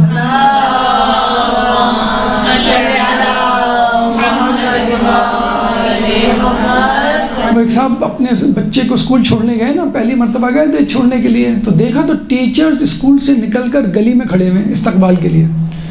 تو جب انہوں نے پوچھا کہ اس کی ضرورت کیا اتنی زحمت کی, کہیں گے جب بچہ دیکھتا ہے نا کہ مجھے اتنی عزت دی جا رہی ہے کہ میرے ٹیچرز مجھے ریسیو کرنے کے لیے کھڑے ہیں, تو وہ خواہش کرتا ہے امی سے کہ مجھے اسکول جانا ہے. تو جب مومن کو یہ بتایا جاتا ہے نا کہ تمہارا استقبال کرنے کون آئے ہیں, اور استقبال کرنے کا مطلب ہی یہی ہے کہ آپ جنت میں جا رہے ہیں, ورنہ چادہ معصومین کیوں لینے آئیں گے آپ کو؟ تو یہ تو نشانی ہے مومن کی، چاہے وہ امیر ہو چاہے وہ غریب ہو، کہ وہ چاہتا ہے کہ اچھا ٹھیک ہے یہ عارضی زندگی سے مجھے چھٹکارا ملے گا اور میں اہل بیت کے جسے کہتے ہیں کہ ہم نوالا ہم پیالہ ہوں گا، ان کی محفل میں بیٹھوں گا۔ خیر بہرحال اظہار غربت انسان کو غریب بناتا ہے، اظہار حرص، امیر ہیں پیسے ہیں غریب نہیں ہیں لیکن لالچ، مجھے یہ بھی مل جائے مجھے یہ بھی مل جائے، 400 گز کا پلاٹ ہے تو 1000 کا مل جائے، 1000 ہے تو 2000 مل جائے، تو اظہار حرص کہتے ہیں نا خواتین بارگین میں بہت زیادہ تیز ہوتی ہیں، بارگیننگ کرنے میں نا، چیزیں کم کروانے میں، تو وہ چیز مانگ رہی تھی شیمپو تھا کیا تھا، دکاندار نے کہا اتنے کرنے کا نہیں، کم کریں کم کریں کم کریں، وہ 100 سے 50 50 سے 20 20 سے 10، انہوں نے کہا آپ فری لے جائیں، انہوں نے کہا میں 2 لوں گی۔ تو یہ مسئلہ انسان کی حرص جو ہے نا وہ کم نہیں ہوتی۔ کہتے ہیں نا کہ فقیر کو اگر 2 روٹیاں ملیں اور 1 روٹی اس کی ضرورت ہو تو وہ دوسری روٹی کسی دوسرے فقیر کو دے دے گا، لیکن بادشاہ کو اگر ایک مملکت ایک ملک ملے تو وہ پڑوسی ملک پہ قبضہ کرنے کی سوچے گا۔ انسان کی حرص کبھی، اگر آپ یہ سوچیں نا کہ بھئی مجھے اتنی دولت مل جائے، اتنا بڑا مکان مل جائے، یہ عہدہ مل جائے، پھر میں اللہ سے کچھ نہیں مانگوں گا، پھر بھی آپ اللہ سے مانگیں گے، کیونکہ انسان کی حرص کبھی بھی کم نہیں ہوتی۔ تو اظہار فقر، اظہار حرص، اظہار حب دنیا، یعنی دنیا سے محبت، کہتے ہیں نا کہ حدیث روایتوں میں بھی آیا ہے کہ حب دنیا ہر برائی کی جڑ ہے، یعنی دنیا کی محبت، کہ آدمی موت سے ڈرے اور دنیا اور طولانی پلاننگ اور منصوبہ بندی میں لگے رہے، دنیا سے محبت کرے یہ آدمی کو، کیونکہ ایک چیز دیکھتا ہے تو پھر دوسری دیکھتا ہے تو تیسری۔ سوشل میڈیا کا ویسے بھی دور ہے، سوشل میڈیا میں تو ہر چیز آپ کے موبائل، آپ کی ہتھیلی، آپ کے ہاتھ میں موجود ہے۔ ایک نئے سے نئے ڈریس، اب تو شاپنگ جو ہے وہ آپ کے انٹرنیٹ پہ ہو جاتی ہے، پہلے تو آپ دکان جاتے تھے تو پتہ چلتا تھا کہ نئے نئے فیشن آئے ہوئے ہیں، اب تو انٹرنیٹ پہ آ گئے تو آپ ایک لے کے جو ہے حسرت لے کے رہ جاتے ہیں۔ جب انسان کے پاس اظہار حرص، اظہار حب دنیا، اظہار فقر ہو جاتا ہے تو پھر وہ خیانت کی سوچتا ہے، پھر وہ آفس میں کرپشن کرتا ہے، پھر جو چیز ملتی ہے اس میں وہ ڈاکے ڈالتا ہے، اور جب خیانت کرتا ہے، کرپشن کرتا ہے تو اس کو چسکا لگ جاتا ہے 1 سے 2، 2 سے 4 اور 4 سے 10 بنانے کے لیے۔ پھر سستی کاہلی، خود مولا کا قول ہے کہ محرومی کا ایک سبب سستی اور کاہلی بھی ہے۔ انسان، اور بہت معذرت کے ساتھ، پاکستان سستی کاہلی میں بہت آگے ہے۔ اگر آپ نوٹ کریں نا، اپنے صبح سے لے کے رات تک کا ٹائم ٹیبل بنائیں کہ میں نے کیا کیا کیا، 4-5 کام فرض کر لیں آپ نے کیے، کھانا پکایا، آپ نے جو ہے وہ صفائی کی، آپ نے جو ہے وہ کوئی کتاب پڑھی، کوئی درس سنا، اور پھر آپ اس کے آگے لکھیں اس میں کتنا ٹائم لگا، مثلا نماز میں کتنا ٹائم لگا مجھے، قرآن میں کتنا ٹائم لگا مجھے، دیگر عبادات، اذکار، تعلیم، مطالعے میں کتنا ٹائم لگا، تو آپ کہیں گے بھائی دن میں تو 24 گھنٹے ہیں اور یہ کام تو میں نے 6 گھنٹے میں کر لی، 8 گھنٹے میں، تو باقی ٹائم کیا کیا؟ باقی ٹائم آپ سوچ رہے ہوتے ہیں۔ ایک شخص ہے نا، وہ کیا کر رہے ہو نا، کچھ نہیں، کہنا کچھ تو کرو، کھیل کود کرو، تفریح کرو، کچھ تو کرو، کم از کم تم کہہ سکو میں یہ کر رہا ہوں، ٹھیک ہے میں کچھ نہیں کر رہا تو بھائی تفریح کریں، آپ کچھ نہیں کر رہا ہوتا، بس آپ ادھر ادھر دیکھ رہے ہوتے ہیں۔ آج کل موبائل آ گیا، چوکیدار، باڈی گارڈ سب جو ہے موبائل پہ جن کی نظریں ہوتی ہیں اور آس پاس کیا ہو رہا ہے ان کو پتہ ہی نہیں۔ تو ویسٹیج آف ٹائم بہت ہے ہمارے معاشرے میں۔ اگر یہی ویسٹیج آف ٹائم، اگر آپ میں یہ واٹس ایپ پہ ایک بڑا اچھا، شاید موبائل میں ایک بڑا اچھا آپشن آیا ہوا ہے جو آپ کو بتلا دیتا ہے کہ آپ کتنے گھنٹے موبائل یوز کرتے رہے ہیں اس ہفتے، یہ موبائل بتا دیتا ہے آپ کو۔ آج کل ایک ایسا آپشن آ گیا ہے پورے ہفتے میں، پھر اس میں یہ بھی بتاتا ہے وہ کہ کتنے گھنٹے آپ نے واٹس ایپ استعمال کیا، کتنے گھنٹے آپ نے فیس بک استعمال کیا، کتنے گھنٹے آپ نے ڈائریکٹ کال کی، کتنے گھنٹے آپ نے کال ریسیو کی، یہ سب چیزیں آ جاتی ہیں۔ آپ اپنی اکاؤنٹیبلٹی کریں، معلوم کریں آپ نے کتنا ٹائم جو ہے اس میں۔ بہترین وقت یہ ہوتا ہے کہ آپ یا تو وہ تمام چیزیں لکھ لیں جو آپ نے کی اور پھر دیکھیں کہ کتنے گھنٹے لگے، کتنا ٹائم لگا، یا 24 گھنٹے لکھیں آپ اور ہر گھنٹے کے آگے لکھیں کہ آپ نے کیا کیا، تو آپ کو خود پتہ چل جائے گا کہ آپ نے کتنا پروڈکٹیو ٹائم گزارا ہے۔ وہ کہتے ہیں نا کہ وہ ایک دو دوسرے دوست سے ملا، کیا ہوا، کیا کر رہا ہو؟ کہنا میں کیا کروں، بے روزگار ہوں، کچھ ہے نہیں کھانے کو نہ کرنے کو، میں تو بہت بدحال ہوں۔ تو نے اچھا میں ایک جگہ جاب کر رہا ہوں، باس سے میری اچھی انڈرسٹینڈنگ ہے، تم ایسا کرو کل آ جاؤ۔ کتنے بجے؟ صبح 9 بجے۔ تو کہہ رہا ہے صبح 9 بجے؟ میں تو 12 بجے سو کے اٹھتا ہوں۔ میں سو کے 12 بجے اٹھتا ہوں، یعنی اتنے لاڈ ہیں ان کے کہ باس سے بولو اپنی ٹائمنگ جو ہے وہ چینج کرے۔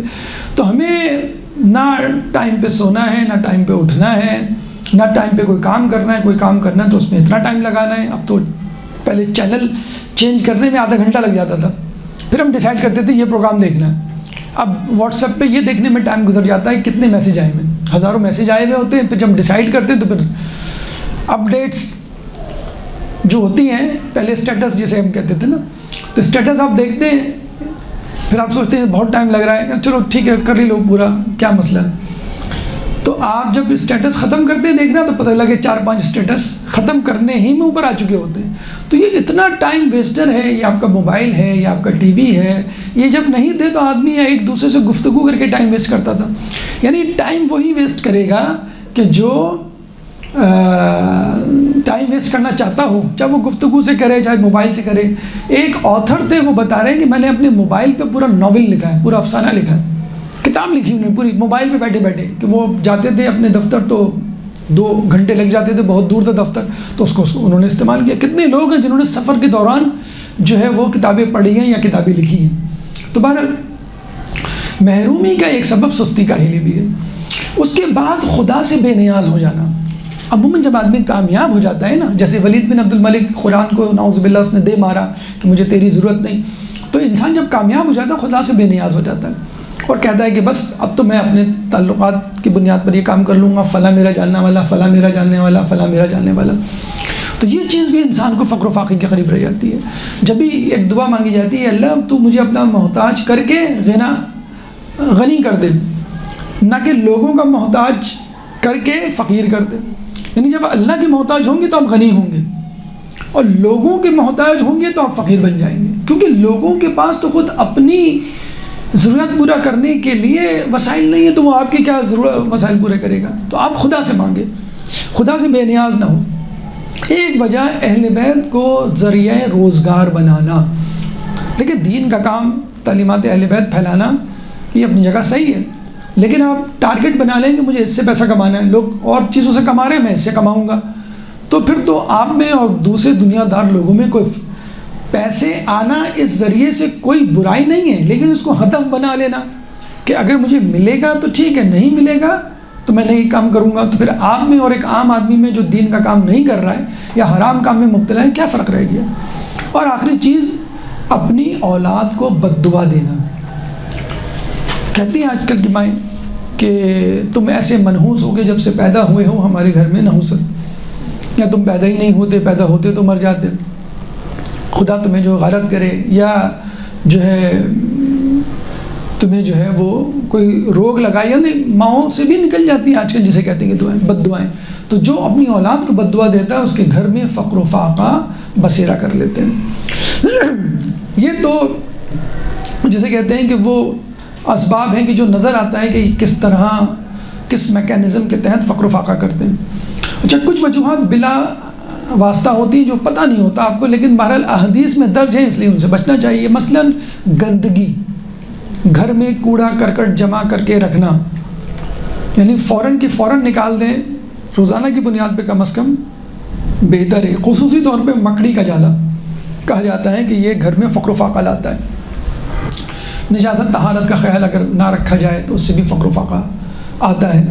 پھر گناہ، کچھ گناہ ایسے ہوتے ہیں پرٹیکولرلی جو رزق میں کمی کا سبب بنتے ہیں۔ مثلاً جھوٹ بولنا، آج کل کا جو کاروبار ہے وہ جھوٹ پر مبنی ہے، جھوٹ کی عادت بنا لینا، جھوٹی قسمیں کھانا، یہ انسان کو رزق سے محروم کر دیتا ہے۔ پھر جو ہے وہ غنا، موسیقی، بدکاری، زناکاری، پھر جو ہے کسی کا حق مارنا، قطع رحمی کرنا۔ حق مارنے کے لحاظ سے تو بڑی شدید حدیث ہے کہ حقیقی مفلس وہ ہے کہ جو قیامت کے دن نماز، روزہ، دیگر عبادات لے کر آئے لیکن اس نے کسی کا حق مارا ہو، تو کیا ہوگا؟ اس کی نیکیاں اس شخص کو دے دی جائیں گی، اور اگر اس کی نیکیاں ختم ہو گئی اور پھر بھی رد مظالم پورے نہ ہوئے تو پھر اس شخص کے گناہ جس کا حق مارا گیا ہوگا اس کے گناہ اس کی جھولی میں ڈال دیے جائیں گے اور پھر وہ جہنم میں ڈال دیا جائے گا۔ تو ہم جب عبادت کی طرف آتے ہیں، دیندار بننے کی کوشش کرتے ہیں، تو ہم یہ سمجھتے ہیں کہ دینداری کیا ہے؟ عبادت کیا ہے؟ نماز، روزہ، زکوٰۃ، حج۔ دینداری یہ نہیں ہے کہ آپ لوگوں سے اخلاق سے بات کریں، یہ ایک مسکنسیپٹ ہے۔ لوگوں سے اخلاق سے بات کرنا، لوگوں کے درہم و دینار اور لوگوں کے پیسے نہ مارنا، لوگوں کا حق نہیں مارنا کسی بھی حوالے سے، میراث کا حق ہو یا ادھار ہو، آپ نے نہ دینے کی نیت کر لی کہ مجھے تو اس کو ٹالنا ہے کسی طرح، تو اس کے پیسے 750 تقریباً نمازیں دی جائیں گی۔ اگر کوئی ایک درہم کسی کا مار لے، 1 روپیہ آپ کسی کا ناحق لے لیں نا، تو آپ کی 750 مقبول نمازیں اس کو دے دی جائیں گی، یعنی وہ نمازیں جو قبول ہو چکی ہوں گی بارگاہ خداوندی میں، 750۔ 1 درہم، 1 روپیہ، 2 روپیہ، 10 روپیہ آپ ملٹیپلائی کرتے چلے جائیں، کتنا زیادہ جسے کہتے ہیں کہ ایک شخص نیک متقی پرہیزگار جب مرا تو 1 سال بعد اس کے دوست نے اس کو خواب میں دیکھا، تو دوست نے پوچھا کہ تم تو بڑے متقی پرہیزگار شخص سے، تمہارے ساتھ کیا ہوا؟ تو اس نے کہا کہ ایک دفعہ میں تمہارے ساتھ جا رہا تھا تو آگے کوئی لکڑہارا گٹھڑا لیے ہوئے جا رہا تھا، تو میں نے اس کے گٹھڑے سے، لکڑی سے ایک تنکا توڑ لیا دانت میں خلال کرنے کے لیے۔ 1 سال گزر گئے، اب تک اس تنکے کا عذاب بھگت رہا ہوں اور آگ میں جل رہا ہوں۔ جو تنکا اس نے خلال کے لیے لیا تھا، ہم بھی یہی کرتے ہیں نا، پھل کے ٹھیلے پہ جاتے ہیں، انگور کے 2-4 دانے منہ میں ڈالے، ہاں بھی انگور تو اچھے ہیں، 1 کلو دے دو، تو یہ جو آپ نے 2-4 دانے ڈالے ہیں نا، تو وہ 1 سال کی قبر کے عذاب، 1 سال کی آگ کے لیے آپ تیار ہو جائیں۔ ان چیزوں کو بھی مد نظر رکھنا چاہیے، کیونکہ وہ دکاندار تو راضی نہیں ہے نا آپ سے کہ جو آپ اس طرح اس کا، وہ غریب ہے بیچارہ، اس لیے کچھ کہتا نہیں ہے، لیکن 1 تنکا 1 درہم مار لینا، آپ دیکھ لیجئے 1 سال قبر کا عذاب اور 750 نمازیں، کتنے بڑے اماؤنٹ کی جسے کہتے ہیں کہ ہرجانے ہیں، فائن ہیں یا قیمت ہے جو آپ کو قیامت کے دن چکانی پڑے گی۔ تو حق مارنا، قطع رحمی کرنا، یہ تمام انسان۔ اب آ جائیں علاج کی طرف کہ انسان ان حالات میں فقر و فاقہ سے بچنے کے لیے کیا اقدامات کر سکتا ہے؟ درود پڑھ دے محمد والے محمد۔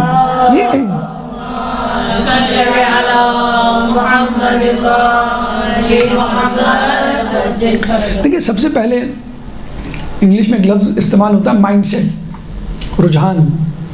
آپ اپنا ذہنی رجحان تبدیل کریں۔ اگر آپ سمجھتے ہیں، مولا کا خود قول ہے کہ مشکل کاموں کو آسان سمجھو اور آسان ظاہر کرو تو تم کر لو گے۔ لوگوں کے سامنے مشکل کام کو آسان، کوئی ٹیسٹ دے رہے ہیں، کوئی ایگزام دے رہے ہیں، کوئی جاب ہے، مشکل ہے، لیکن آپ لوگوں سے کہتے ہیں نہیں اگر مشکل تو ہے لیکن میں نے دیکھا ہے کہ اس کو اگر سمجھ لیا جائے، تھوڑی سی توجہ دی جائے تو یہ ہو جاتا ہے۔ مجھ سے تو ہو گیا اور میں اس سے پہلے بھی کر چکا ہوں، یہ کام مجھ سے ہو جائے گا۔ تو مائنڈ سیٹ اگر آپ کا کانفیڈنٹ ہے، مائنڈ سیٹ آپ کا پرابلم سالونگ ہے اور آپ استطاعت نہ رکھنے کے باوجود کانفیڈنٹ ہیں، تو اللہ تعالیٰ آپ کو طاقت دے دے گا۔ اللہ سے آپ مدد مانگیں، ورنہ شیطان مستقل طور پہ تھریٹ دیتا رہتا ہے، ایک خطرے کی تلوار لٹکائے رکھتا ہے۔ الشیطان یعدکم الفقر ویأمرکم بالفحشاء، سورہ بقرہ آیت نمبر 268، کہ شیطان تم کو فقر سے ڈراتا ہے، وَيَأْمُرُكُمْ بِالْفَحْشَاءِ، اور تم کو فحاشی کا حکم دیتا ہے۔ میں دیکھیں لوگ جاب کر رہے ہیں تو بھائی یہ اچھا آج کل تو free lancing soft where houses کھل گئے ہیں، تو بارڈرز کی کوئی حیثیت نہیں، ویزے کی کوئی ضرورت نہیں، آپ پاکستان میں بیٹھ کے امریکہ کا کلائنٹ لے سکتے ہیں، اس کی ویب سائٹ بنانا ہو یا اس کی مارکیٹنگ کرنا ہو، اس قسم کے کام آپ پاکستان میں بیٹھ کے غیر ملکی لوگوں کے لیے کر سکتے ہیں، اور انکم آپ کی ڈالرز میں ہوتی ہے، بہت لوگ کما رہے ہیں ماشاءاللہ۔ ڈیجیٹل مارکیٹنگ ایک بہت بڑی فیلڈ، بڑی پروڈکٹیو اور افیکٹو اور پروفیٹیبل فیلڈ آ گئی ہے، لیکن کیا ہوتا ہے بعض اوقات آپ پھنس جاتے ہیں۔ آپ کا کلائنٹ ہے، وہ کہتا ہے کہ بھائی یہ چیزیں، یہ پروڈکٹ ہیں، یہ شراب بھی ہے، آپ کہتے ہیں بھائی شراب کو تو میں پروموٹ نہیں کر سکتا، کہا کہ ٹھیک ہے پھر پورا آرڈر کینسل، لاکھوں کروڑوں کا آرڈر جو ہے وہ آپ کے ہاتھ سے چلا جاتا ہے۔ گیمبلنگ کی ویب سائٹ اتنی عام ہو گئی ہیں، کرکٹ کا جو میچ ہوتا ہے اس پہ گیمبلنگ ہوتی ہے آج کل، کہ یہ کھلاڑی مثلاً سینچری بنائے گا، یہ کھلاڑی مثلاً 50 بنائے گا، یہ بالر اتنے وکٹ لے گا، تو جو اچھا بالر ہوتا ہے لوگ اس پہ لگا دیتے ہیں کہ ہاں ٹھیک ہے یہ 5 وکٹ لے گا میں اتنی دوں گا، اور وہ پیچھے سے جا کے اس بالر کو بولتے ہیں کہ بھائی تم اچھی بالنگ نہیں کرانا۔ تو جو ایکسپیکٹ کر رہے ہوتے ہیں پوری دنیا کرکٹ کے فینس، اس کا بالکل الٹا ہو جاتا ہے۔ تو جن لوگوں نے پیسہ لگایا ہوا ہوتا ہے، وہ جو اونر ہوتا ہے گیمبلنگ ہاؤس کا، ویب سائٹ کا، اس کو مل جاتے ہیں کہ جو ہم سنتے ہیں نا اسپاٹ فکسنگ، پلیئر جو پکڑے جاتے ہیں وہ یہی ہوتا ہے۔ ہم دیکھتے ہیں، ہم ایک دم سے خبر آتی ہے، آپ نے دیکھا ہوگا کبھی اپسیٹ ہو گیا، پاکستان فلاں سے ہار گیا، افغانستان سے ہار گیا، تو بھئی اپسیٹ نہیں ہوا، یہ سیٹ اپ تھا پہلے کہ یہ ہم بولی لگائیں گے، اتنے آ جائیں گے تو ہم بالرز اور بیٹسمین کو کہہ دیں گے بھائی پہلی گیند پہ آؤٹ ہو جانا، اور بالر کو کہیں گے بھائی وائٹ بال نو بال پھینک دینا، یعنی اس طرح کرنا کہ تم ہار جاؤ، اپسیٹ ہو جائے گا لیکن اتنے کروڑ ڈالر مل جائیں گے تم کو، تمہارا ملک تم کو اتنے ہزار دے رہا ہے، ہم تمہیں کروڑوں۔ تو یہ ویب سائٹ اب آ گئی ہیں، اب آپ کو کہا جائے ویب سائٹ بنائیں آپ، ورنہ آپ کو یہ آرڈر نہیں ملے گا۔ کروڑوں کی ویب سائٹ ہوتی ہے، لوگ کہتے ہیں نا بھائی آپ دبئی کا چکر لگا لیں، ایک پڑیا ہیروئن کے لے کے چلے جائیں، اس کے بعد شہنشاہوں والی زندگی گزاریں، تو وہ ایک ویب سائٹ کے کروڑوں ڈالر دے دیتا ہے، پھر آپ کو کہتا ہے کہ آپ عمر بھر کھائیں۔ تو مقصد یہی ہے کہ جب آپ نے حرام لقمہ کھا لیا تو پھر اب آپ پہ نیک باتیں، اچھی باتیں اثر نہیں کریں گی۔ مولا نے یہی کہا تھا نا عمر سعد کو، آخر میں تمام خطبات، تمام حکایتیں، مشورے، نصیحتیں کرنے کے بعد جب امام تھک گئے محاورتاً، کیا کہا کہ تم پر میری باتیں اثر نہیں کریں گی، تمہارے پیٹ حرام سے بھرے ہوئے۔ یہ ہے مسئلہ حرام کا، کہ جب دیکھیں نا ایک گناہ گار سے گناہ گار ترین انسان ہو، اگر قرآن سن لے، حدیث سن لے، مجلس محفل میں بیٹھ جائے، تو ہو سکتا ہے کبھی کوئی بات بیوی بچوں کی، بزرگوں کی، استاد علماء کی، کبھی کوئی بات لگ جائے۔ یہاں تو حرام کھا کے آپ نے وہ راستہ آخری چینل بھی بند کر دیا کہ بھی مجھے جو ہے کوئی پند و نصیحت کی ضرورت نہیں ہے۔ تو یہ الشیطان یعدکم الفقر، شیطان تم کو فقر سے اور فحش، اچھا فحش سے یا فحش گوئی سے یا فحش کاموں سے، تو اس میں 2 قسم کے کہتے ہیں کہ تمام منکرات یعنی گناہوں کو، برائیوں کو فواحشات ہی کہا جاتا ہے، اور فحاشی یہ آپ کی بے حجابی بھی ہوتی ہے۔ آپ دیکھ لیں پوری دنیا میں کاسمیٹک فیلڈ جو ہے، کاسمیٹک انڈسٹری جو ہے، وہ پروفیٹیبل ترین انڈسٹریز میں شمار ہوتی ہے، ٹاپ 5 میں۔ یعنی مسلمانوں کے، عورتوں کے حجاب سے مغرب کیوں گھبراتا ہے؟ وہ تو ویسے بھی گھبراتا ہے کہ یہ جو ہے اگر با حجاب ہو گئی تو دنیا سے آدھے گناہ مل جائیں گے اور اسلام کا غلبہ ہو جائے گا۔ لیکن وہ اس لیے بھی گھبراتا ہے، یہ جو کاسمیٹک انڈسٹری ہے، یہ جو سوشل میڈیا پہ فضول قسم کی چیزیں ہیں، یہ جو ڈرامے ہیں، جو یہ فلمیں ہیں، جن کا آدھا سے زیادہ 4 بھی بے حجابی یا فحاشی ہے، یہ سب ختم ہو جائے گا تو وہ تمام انڈسٹری پروفٹس ختم ہو جائیں گے۔ تو عورتوں کو کہا جاتا ہے کہ بھائی یہ حجاب یا چادر، 4 دیواری آپ کے لیے قید ہے، آپ باہر نکلیں، جس طرح مرد باہر نکلتا ہے اپنی نمائش کرتا ہے، آپ بھی نمائش کریں، یعنی دونوں کو ایکول اس صورت میں قرار دیا جاتا ہے۔ حالانکہ نیکی اور گناہ میں ایکول ہیں، اپنی ذمہ داریوں، دائرہ کار کے حوالے سے قطعی طور پہ وہ مختلف ہے۔ تو یہ مائنڈ سیٹ آپ بنا لیں۔ 7ویں امام موسیٰ کاظم علیہ السلام، اللہم صلی علی 7ویں امام فرماتے ہیں کہ تم فقر کا خیال بھی ذہن میں نہ لاؤ، یعنی امیر ہو کہ فقیر ہو یہ سوچو ہی مت کہ، دیکھیں ابھی ہم نے کہا نا if you want to be rich behave like rich، یہ مغرب میں ایک سلوگن ہے۔ تو امام کہہ رہے ہیں آپ کے اگر فقیر ہو تو بھی اپنے آپ کو فقیر، چھٹے امام کے پاس ایک شخص آیا کہنے لگا میں فقیر ہوں، کہنے لگا کیسے فقیر ہو؟ تو بس ہماری ولایت ہے نا، ہاں ہے، کہنے لگا یہ بیچو گے کتنے کروڑ، کتنے ہزار، کتنے اشرفیوں کی؟ تو امام اس نے کہا کہ پوری دنیا کے خزانے بھی مجھے مل جائے نہیں بیچوں گا، کہنے پھر تم کاہے کہ فقیر؟ تو امام فرما رہے ہیں کہ فقر کا خیال بھی ذہن میں نہ ہو، مائنڈ سیٹ ہی نہیں ہونا چاہیے۔ دوسری چیز میانہ روی، کہ انسان میانہ روی اگر اختیار کر لے، میانہ روی کا سمپل سا طریقہ یہ ہے کہ انسان خواہشات کو چھوڑ دے، ضروریات پر فوکس کرے۔ کوفے کا ایک جوڑا مولا کے پاس آیا جب انہوں نے دربار لگایا کوفے کی مسجد میں، میاں بیوی، اور بیوی کوئی شکایت تھی یہ مجھے خرچہ نہیں دیتا، اس شخص نے کہا میں اپنے محلے کا متمول ترین شخص ہوں، آپ پوچھ لیں جا کر، اس کو بہت پاکٹ منی، بہت خرچہ دیتا ہوں میں، لیکن پھر بھی مجھ سے مانگتی ہے اور کہتی ہے خرچہ پورا نہیں ہوتا۔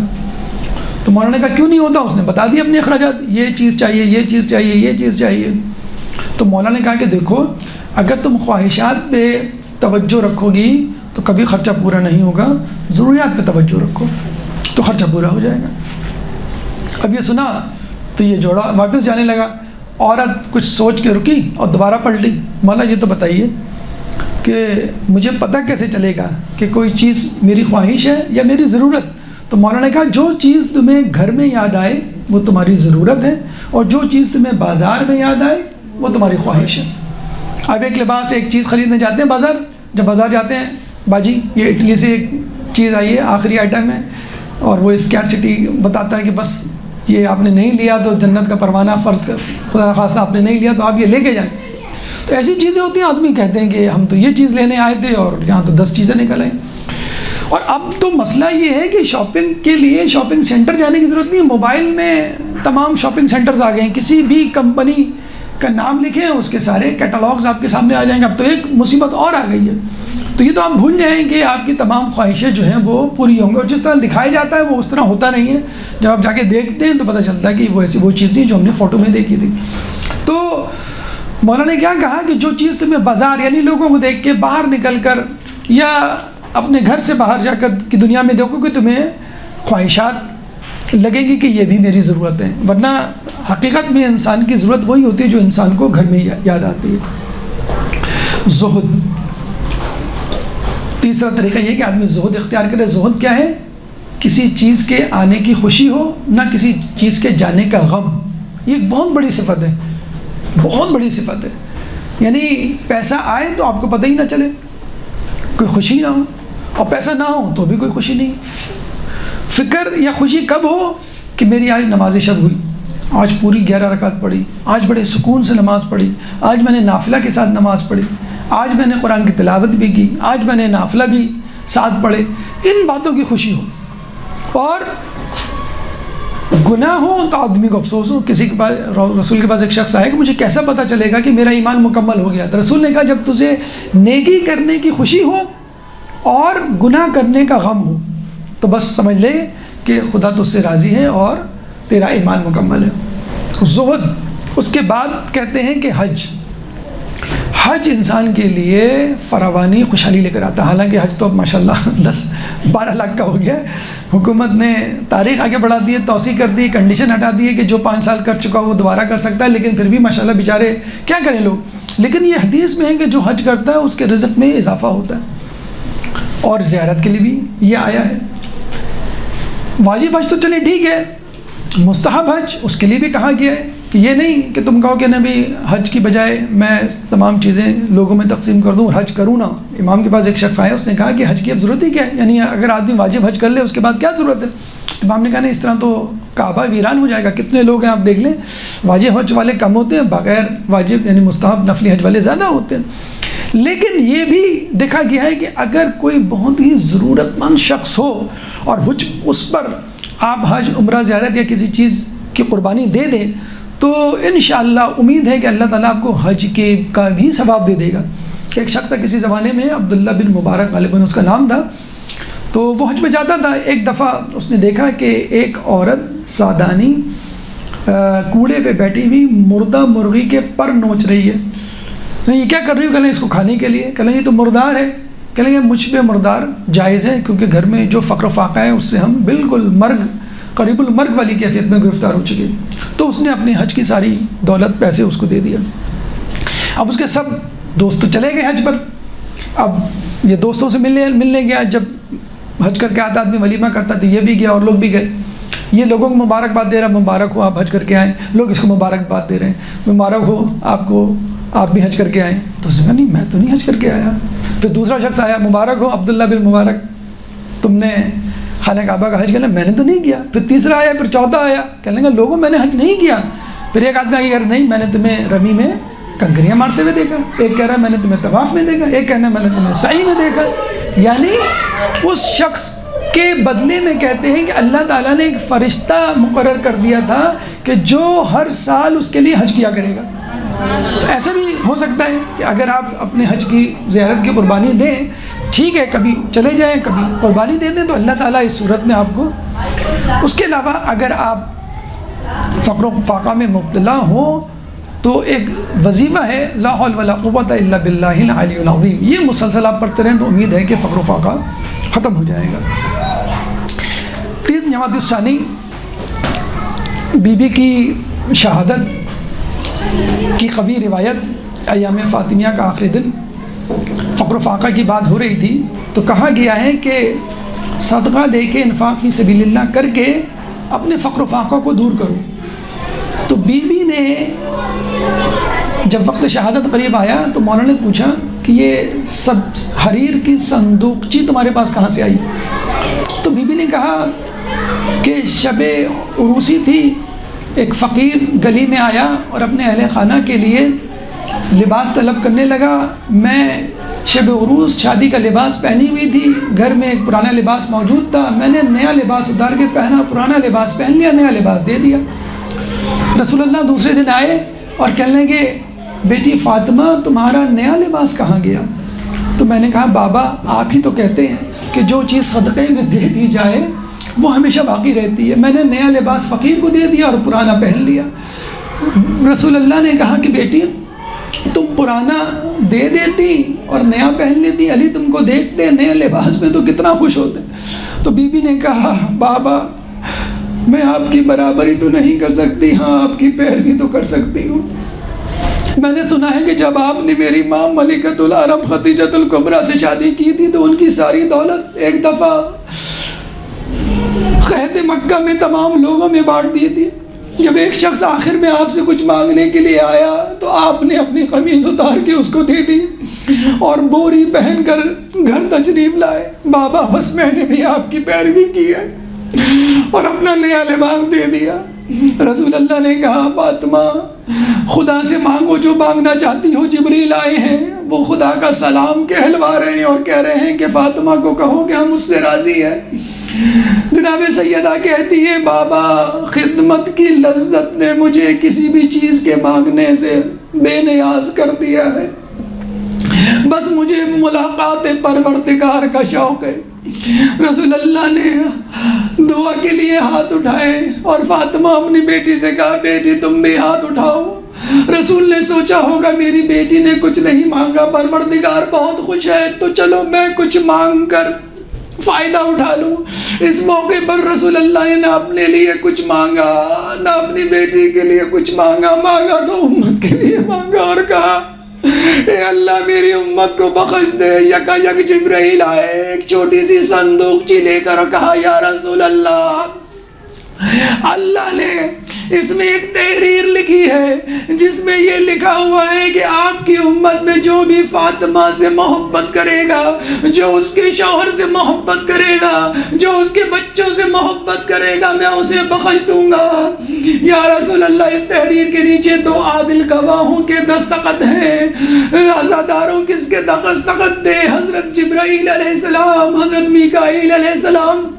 رسول اللہ نے وہ صندوقچی بی بی سیدہ کے حوالے کی اور کہا کہ بیٹی یہ صندوقچی وصیت کر جانا کہ تمہارے ساتھ قبر میں دفنائی جائے. یا علی جب میں اس دنیا سے چلی جاؤں تو یہ تحریر یہ صندوقچی سمیت میری قبر میں رکھ دینا. جب جہنم کے شعلے لپک رہے ہوں گے تو یہ تحریر دکھا کر میں خدا سے اپنی امتیوں چاہنے والوں کی بخشش طلب کروں گی. عزاداروں مظلومہ کا وقت شہادت آیا. اسماء بنت امیس سے کہا کہ جب تک میری آواز آتی رہے تسبیح کی تو سمجھ لینا میں اس دنیا میں ہوں، اور جب آواز آنا بند ہو جائے تو سمجھ لینا کہ میں اس دنیا سے چلی گئی. آواز آنا بند ہوئی، اسماء علی کو بلانے کے لیے دوڑی. علی نے خبر سنی، علی زمین پر گر پڑے. مسجد سے حجرے تک جاتے ہوئے نہ جانے کتنی مرتبہ گرے، کتنی مرتبہ اٹھے. جب غسل دیا جا رہا تھا مولا کی چیخ کی آواز سنائی دی.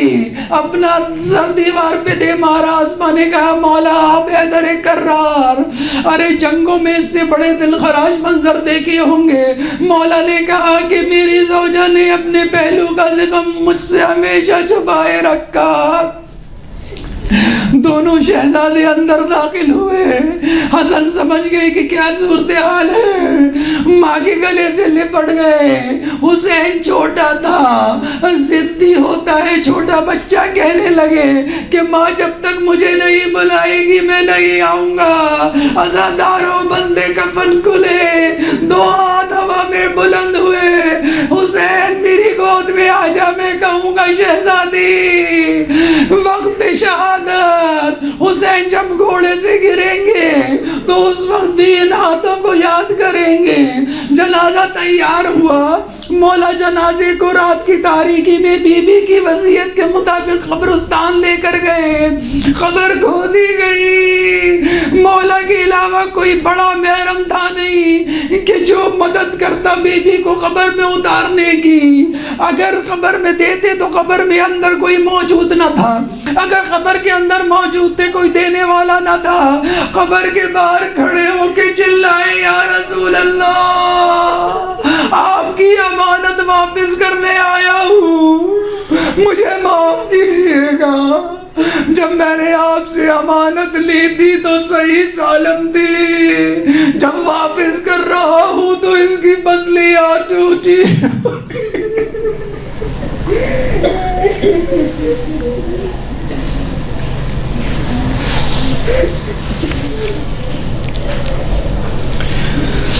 سیعلم الذی ظلموا یا منقلب ینقلبون۔ بارے سے حقیر سے عبادت کو تم بارگاہ میں قبول فرما، جو کچھ پڑھا سنا اس پہ عمل کرنے کی توفیق عطا فرما، جو بے روزگار ہیں ان کو رزق حلال عطا فرما، جو رزق حلال کما رہے ہیں ان کے رزق حلال میں برکت عطا فرما، جو مقروض ہیں ان کے قرضوں کو ادا فرما، جو زندان میں ہیں ان کو رہائی عطا فرما، جو گمشدہ ہیں ان کو ان کی منزل عطا فرما، جو سفر میں ہیں ان کو ان کے پیاروں سے ملا۔ مسلمان دنیا میں جہاں جہاں ظلم و ستم کا نشانہ بنے ہوئے ان سے ظلم و ستم کو دور فرما، خصوصاً فلسطین کے مسلمانوں سے ظلم و ستم کو دور فرما، اور جو لوگ یہود و نصارہ اور مسلمان جو اس ظلم میں شریک ہیں ان کو نیست و نابود فرما۔ امام کے ظہور میں تعجیل فرما، ہمیں ان کے انصار و آبان میں شامل فرما۔ ربنا تقبل منا انک انت السمیع العلیم وتب علینا انک انت التواب الرحیم برحمتک یا ارحم الراحمین۔ اللہم صلی علی